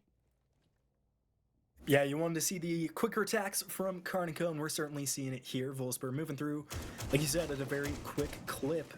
Zach and Deity both sitting in open area, though, so can provide a little bit of pressure for this Buck as soon as he starts to move through. Yeah, there's one getting ready to swing it now. The other, I think, has already fallen back to the basement. Indeed, there goes Deity. So it's now only Vic upstairs. As Foresight will drop through the elevator hatch as well. Now they're all in the basement, so KARN with map control. Minute and 45 left, plenty of time. And I can't wait to see what Teddy does on the Nook. He is just lurking for that garage flank. We'll see if that happens, though, because Foresight is sitting there, and it looks like Foresight, knowing Teddy's tendencies, is going to be ready for it. Back when, I think all the way back when Nook even, like, came out lurking in through garage was one of the earliest strats that occurred with Nook being a relatively newer operator. She wasn't necessarily in the meta like she was for the short amount of time that she was when frag grenades could still be cooked. But that was one strategy that did end up happening. He's gonna seemingly run it back a little bit to see if he can still get a lurk kill. He has actually moved his way up, so maybe electing not to do that, but there's still the potential for somebody to eventually go garage if they need to. 50 seconds left on the board, and all 5 players are still alive. And as I say that, Teddy gets a nade kill onto Vic, Wolfsburg gets a kill onto Didi from downtown, and suddenly the man advantage swings in favor of SPACESHOOBS. But now the Shoobs only have 30 seconds left and smoke canister's gone. Some Goyos still may be up. We'll see if Zach's able to pop any. It looks like it's going to be an A push. But Exige is still waiting on the hatch drop. Here comes a Nook. Teddy in through the garage. And now Foresight has moved off. Teddy with the double kill as Zach goes down. So does Carnage. It is all on to Foresight. And Foresight will get the first, but taken down by Schmink. The Shoobs win their attacking rounds. And Karn and Co. are starting to slip. 4 straight rounds now for the Space Dogs. Yeah, you gotta worry a little bit if you're Karn and Co. at this point. We're up 3-0 on your attacking half, but after that, every round after that has just slipped away. You got to think about what maybe they need to do differently. Maybe they need to contest a little bit more. Maybe they need to not fall off so quickly. Maybe just send somebody on like an isolated roam or something to try and just reset the pace a little bit. Make SPACESHOOBS second guess themselves a little bit to kind of throw them off. Change the pace up a little bit. Something to shake things up and not make them as comfortable as they are, because they've seemed very comfortable with the way that they're moving around the map, moving into the map with all the pre-placed drones that they have, etc., etc. So I think they should try to go for something a little bit different. They've brought a lineup that suggests that they're playing this relatively default with the castle and the Azami to really make a fortress throughout this top floor. They have the Echo as well. I've seen Vic Bands play the Echo for this top floor site for this Karn & Co squad quite a number of times. I think he tends to use it to typically for the lobby area of the map because it can provide a lot of information. The Valkyrie is banned, but you can still use the Echo for a similar effect. So imagine that's the reason why. I do wonder if they are able to make something happen with that Echo. He's going to be playing the elevator as well to kind of keep the positions all held as they need to, not have somebody. There's not really any good spots to like sit otherwise, but yeah, the execute should be coming in at some point. There is an Amara on the board and a Sense. Should be interesting. Yeah, and we'll see what they're thinking. I think we're going to throw it to a listen in with the Shoobs as they attempt their round 8 execute here soon. He's back on the bookshelf. Bookshelf is going to be kind of a gap here. Okay, let's work this now. Yeah, he's still bookshelf. He's going to hear his plant and like try to repel in. Do we have any nades? I already used both my nades. No, we don't. I'll play kill on him. They have two ships. You're just going to flash him, yeah? Okay. I'll flash him, and then I think you honestly have to repel Invul and kill him. Like okay, just someone get ready to play Windows. Okay. Yeah, they got rid of my fuck. They got rid of my senses that are. Okay. Do you have another one or no? I shot this guy's a zombie. Do you have another or no? No, I don't. Okay. All right, we're gonna still have to try this, okay? I mean, it can still work. It still can work. Okay, are you guys ready for this? I can call. When do you want me to call? Sends is back down. Okay, call as I say, okay? It's gonna be 2 seconds after the 3, 2, 1, okay? Heard. 3. I got one Echo. 2, 1. I'm repelling in quad. Called. I killed the Azami. Go C3. Trump dead. MG. Nice. Chances are down. Echo on me. Down. One Jan hurt. He's going out the curb. Curve killed me. Curve killed me. Go E3. Dead. Should be E3. Should be E3. Could have walked. I'm holding that. Skip point down. He walked. Stick and play Windows. Nice. Oh my god. Anyone see what I saw? No. No. There you go. The Silver Strats working in rank up through the windows, and they get the plant down. Beautiful use of the sense. Weren't able to keep Echo off the cams for as long as they wanted. The Yokai nearly threw a wrench into the plan, but I'm not going to lie. That is possibly the calmest I've heard any team while trying to do like a rush execute. Yeah, they had it's a very... always panic. Yeah, it's usually panic, but they were very composed and they knew exactly what they wanted to do. They had the sends, they had the Amaru, and they had the positions that they needed to be held. Amaru came in through square after the square wall had been opened up. The sends walls were set up in the absolute perfect spots, just deny the long sight lines all the way from the front office. Initially also from Janitor, they did end up going down. The Echo kind of threw a wrench into their plans, and honestly, if KARN had not unfortunately nitroed himself, that nitro cell might have ended up killing the planter, but he ends up going down to himself, and yeah, a really nice execute, flooding in from both top square, playing the cutoffs from the windows, making sure that window cutoff couldn't get swung from lobby at the same time, and the Amaru going in to get the plant down in the midst of the chaos of it all. Also just keeping the comms relatively calm and quiet so that people could actually use their sound. It's a really nice execute coming out from them. I'm glad I got to listen into that one. But we're moving to the next round. There's already some vert pressure being made in through the top floor with the Ram. And there is a double shield on the docket for this round. Yes, there is. We will see if it works out for the SPACESHOOBS. They're on fire right now, right? It is... I can't remember the exact number, but it's either 4 or 5 straight rounds for the Shoobs, and it is looking similar to what it did back on Chalet at KARN & Co. They had a great start, but yet again, they're just kind of letting it slip through the fingers. Maybe the mental fatigue setting in, maybe something else entirely, but whatever it is, the Shoobs look ready to dominate. Players on the windows here are going to be contested by Vic Bands. I think Vic made it all the way here without being seen, but no, the frag grenade will push him out of position, still surviving as there's a player in bottom spiral. Schmink taking a lot of damage on the blitz from an unknown source, and Vic is surely dead, and he is Exige with the kill, and now Schmink will go down. That's going to be Foresight picking up the blitz, so down to 1 shield, and that shield has low HP. Deity with another on top square. That's going to be Volsper falling. That's a big piece. No more Candelas on the board. You can hear the Yokai coming out here, and Deity is now in a power position with this smoke. Yeah, just retaking that Janitor position, or really just holding it down. Makes it a little bit more complicated to take in through this top floor for the SPACESHOOBS offense. They're also at the man disadvantage, and their remaining shield operator, Exige, has gone down to about 10 HP, so they need to... Okay, well, Toaster on his drone gets spotted out by Deity and gets taken down. Unfortunate for him, but yeah, not much you can really do. You didn't really know he was still up there. Exige goes down as well, and that leaves Teddy in a 1v4, makes it a 1v3, takes down KARN, who was playing in the admin office. He's trying to make something happen here. He has 50 seconds to do so, and he has some util to make it happen. There's a smoke up the stairs, not able to do anything else though, as the Mozzie peeks down and takes him down for good. He had the diffuser on the stairs, so he had to go up there eventually, so yeah, KARN & Co defense working out. Yeah, very unfortunate for the Ram. Not really a ton to do in that scenario, especially with Yokai drone still up. But it is around for KARN & Co. They are not done yet. They're still fighting, and the SPACESHOOBS are not out of the woods. Gonna go back to the basement, and you gotta hope if you're a KARN & Co. fan, right? With this recent round, we've seen just how much the kind of momentum can carry the other squad, as the SPACESHOOBS have been performing incredibly well on their different little streaks. You gotta hope it can continue here for KARN & Co. Going to the basement, the preferred bomb site on this map.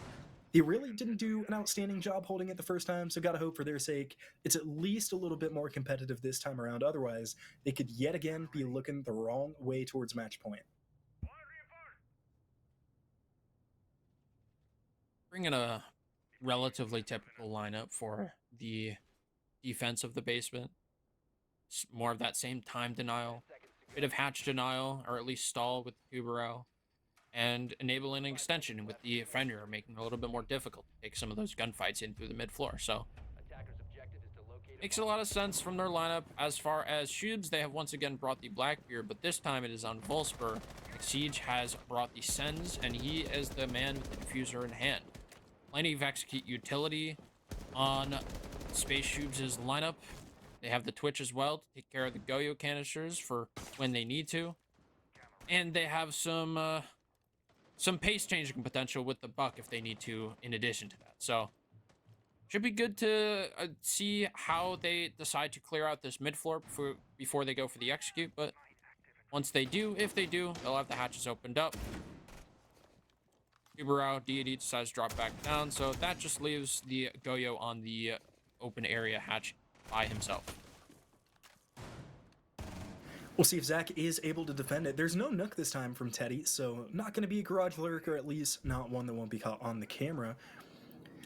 Vic might need to be a little careful playing in bottom blue, but it doesn't look like the server hatch is open just yet, so the smoke can rest easy, at least for the time being.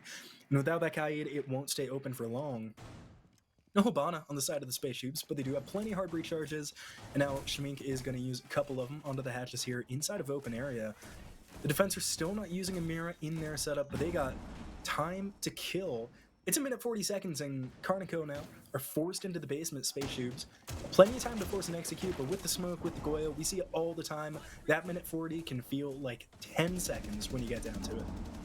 Yeah, and with all this execute utility available to the attack, it's going to be very difficult. Blackbeard challenging the player on blue stairs. Vic Band's trying to play this M590 shotgun onto the Blackbeard, but there's so many things, so many players he needs to try to deal with. He does some chip damage onto the Blackbeard, but the Bailiff comes out from Shmink and takes Vic Band's down. Mute goes down, and now they have access to server scot-free. And with a minute left on the board, they can start to kind of work their way into the bomb site. Barely missing the headshot is Deity, the player dancing around the hatch there. And without doing the mirror trick onto the wall this time, SPACESHOOBS will be able to open it up as soon as they get a player with hard breaches into the basement. But Exige uses his last, so now they have to get Shmink down there, and Exige dies and another goes down. That is Shmink, and if they don't, they're going to have to force push through the doorway. And that does not go well, as any ranked player can tell you. Goyo can't pop. Deity still holding strong here, missing the shots onto the player. They are still just running around the hatch upstairs. Teddy gets one onto Zach, and now with only 20 seconds left remaining, the SPACESHOOBS need to pull something out of the hat here to get this round. I still don't think they know where Deity is, and he's right below the hatch. No, they don't. Drops right down on him. Deity with the kill taken out by Teddy, but they have to get this diffuser down on the ground. 10 seconds, and Volspert will do just that. Now it's all down to Foresight, sitting inside of the vault, isn't even going to get the first. It's another round for the Shoobs, and they move on to series point.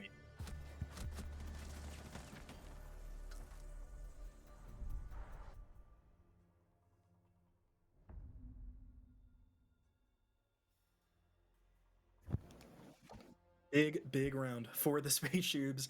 Now they can attack a different site, one that is more suited to their needs, and even so, taking down the most defender heavy. Definitely a good sign, as they will redo this top floor site. We saw the Sen Samaru swing in, whatever you want to call it, plant last time. Interested to see if they attempt it again. I'd venture to guess that they won't, though. Yeah, probably not. They probably have something else in mind.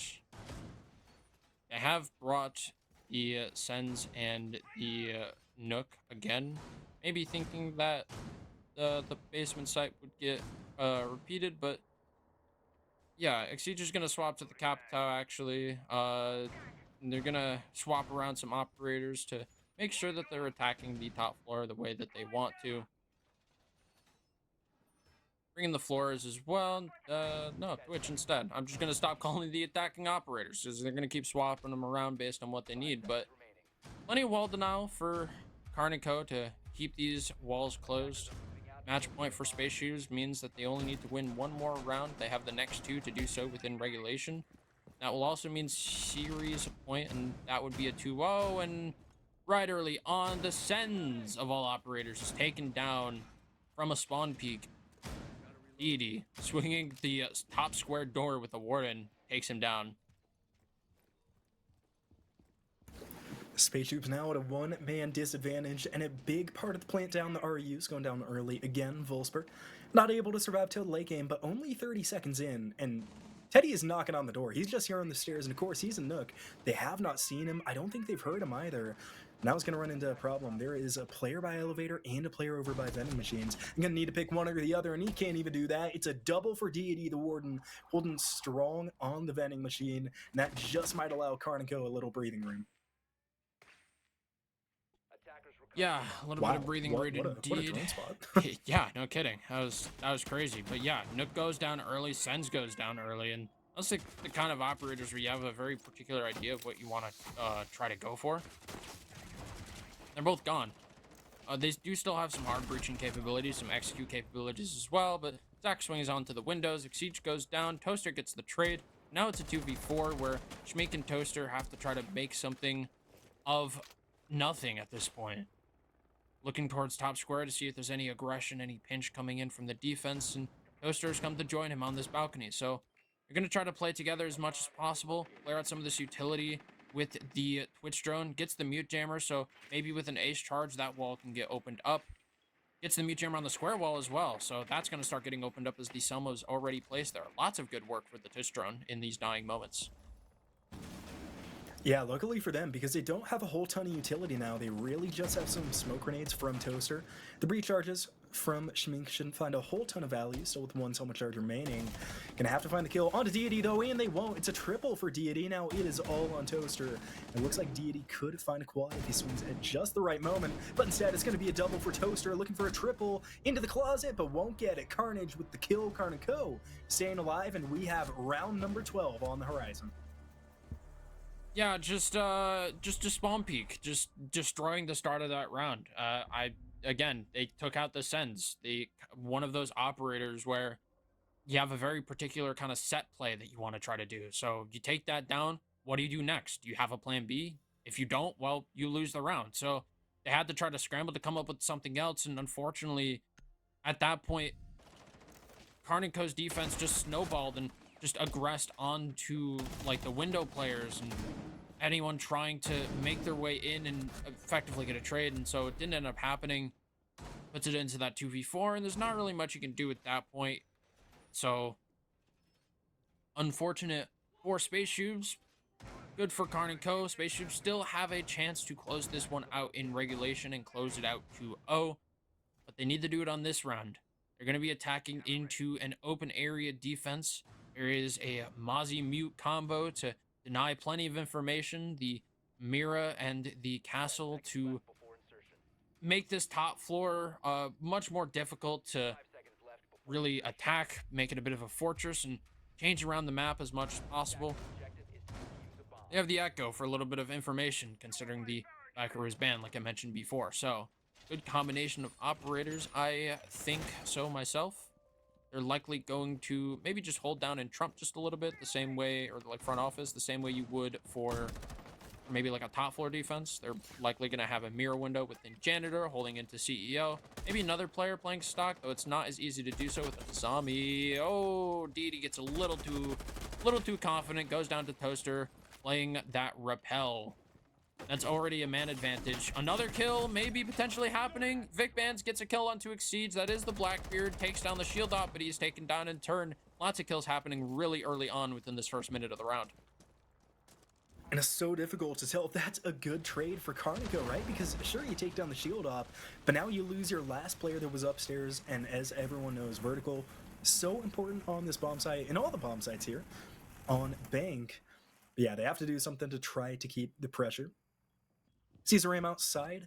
They gotta know it's jumping in soon. There it goes. Zach under the window, just waiting for it from the ram. C4 out. C4 will be shot, though. Wouldn't have been long enough anyway. Good bullets by Teddy to disrupt that before it gets started. KARN & Co now. Only one C4 left and a couple of yokais standing between them and the full might of the SPACESHOOBS.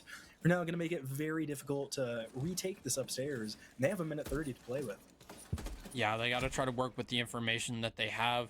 Foresight, though, does end up getting injured. I'm not really sure where that was from, but it takes him out of the action for at least a little while. Oh, the timing on the peek onto the doorway. He almost catches the Mozzie off guard, but Zach retreats back into archives, realizing that he got lucky with the fact that he was not looking there at that time. He's going to try to reaggress, and he does so successfully. He does eventually kill Volspur in the electrical room and leaving out the man count to 3-on-3, but that gives away his location. A minute left in the round, and the KARN & Co defense needs to try to hold on to what they can. There's still Echo drones on the board. There's still a Nitrocell on the board, so they can potentially try to deny this plant in the dying moments of this round.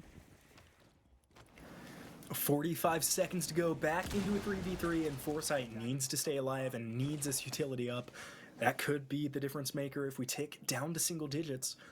Carnage in the bomb site. Not in a ton of trouble right now. There's actually not a lot of square presence from the SPACESHOOBS. They seem much more focused on the hatches and the main staircase instead. See if that works out for him. Toaster holding the diffuser here over hatch. All he has to do is jump down and get behind a desk. But KARN not going to make that easy. 20 seconds left to play.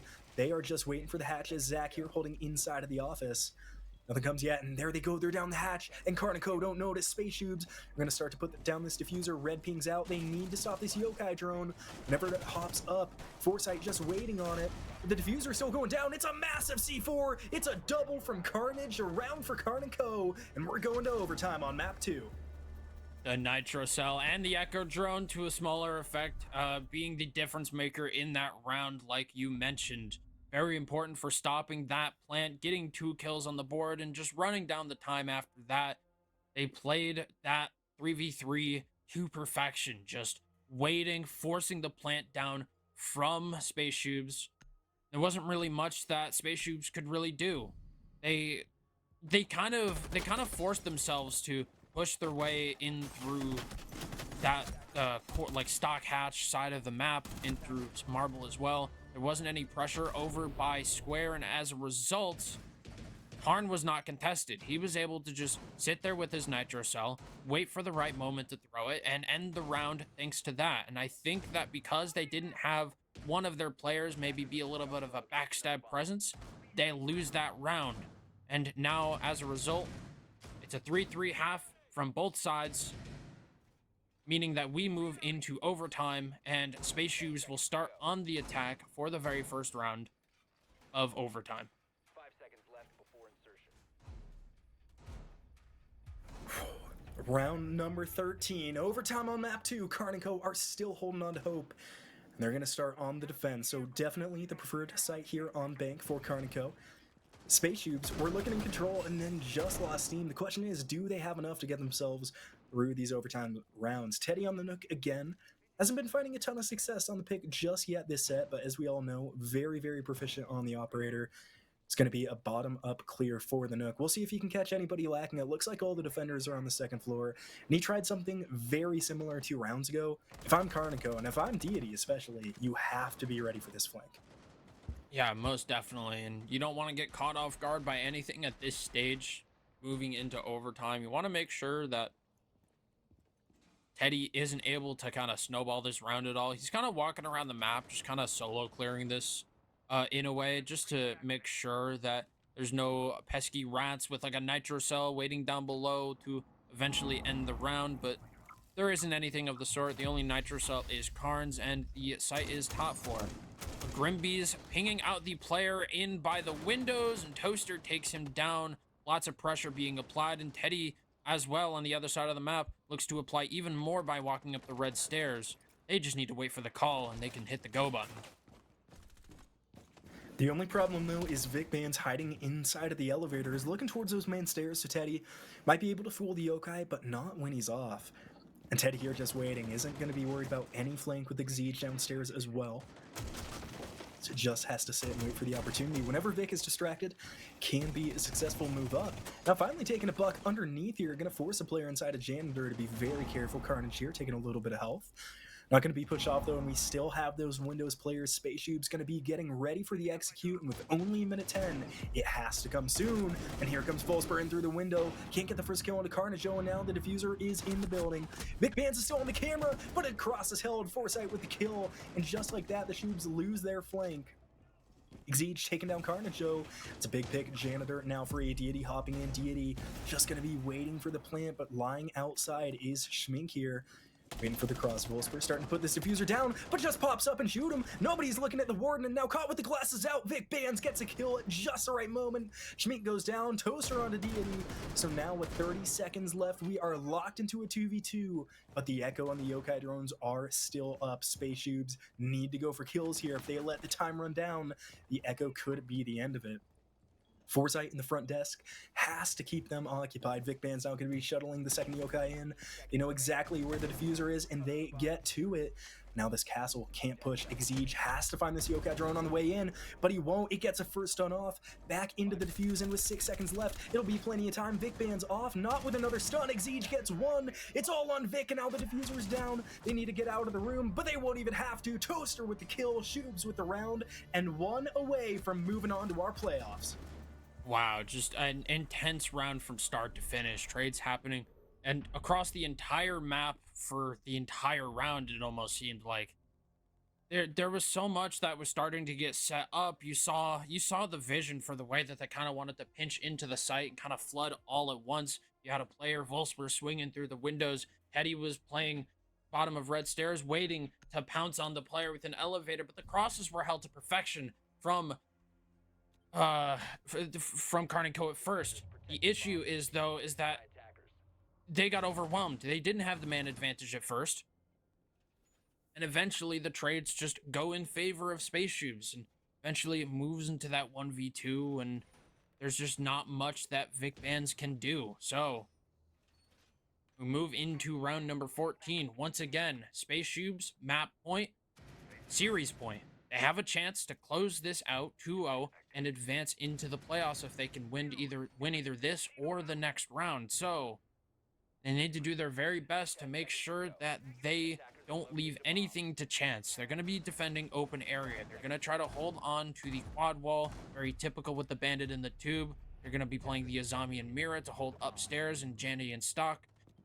The other team, though, KARN and Co, on attack, has brought the Sens. They brought the Nook, seemingly taking a page out of SPACESHOOBs' book on the strat that they want to try to go for. And I'm curious to see how they intend to use these walls and this Nook, but KARN catches Teddy off guard, trying to spawn peek him through the window, and that's your Legion down early. That's going to be the Gumans taken off the board.